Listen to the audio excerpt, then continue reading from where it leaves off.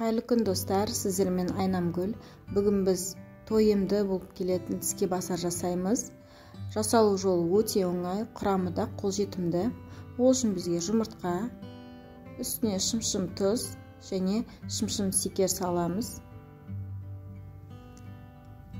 Жақсылап соғып аламыз жұмыртқаны. Үстіне сүт, су және сұйық май құйып араластырамыз. Онымен қосқышты біріктіріп, ситадан өткізіп саламыз. Араластырамыз.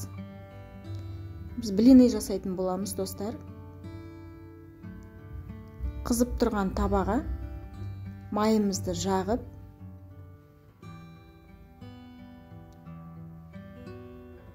үстіне құямыз.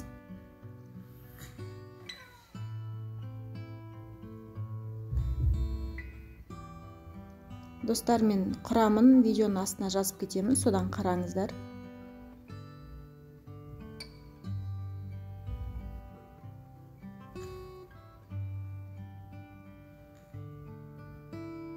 Осылай барлығын пісіріп шығамыз.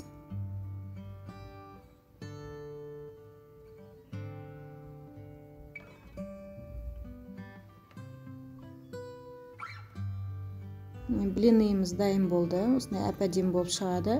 Енді оның ішіне салмасына 5 жұмыртқаны осылай төртбұрыштап турап шығамыз. Ішіне міндетті түрде жұмыртқа емес, фарш салсаңыздар да болады. 2 қасық майонез салып араластырамыз.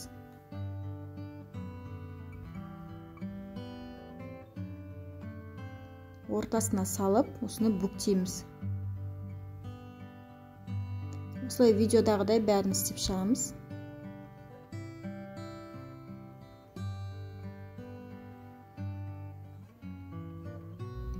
Грильницаға басып аламыз, яғни қызарғанша басамыз. Міне дайын болды. Тойымды болып келеді, достар, жасап көріңіздер. Менің каналыма тіркеліп, лайк басып, комментарий қалдыруды ұмытпаңыздар, достар. Жасап жатсаңыздар, ас болсын.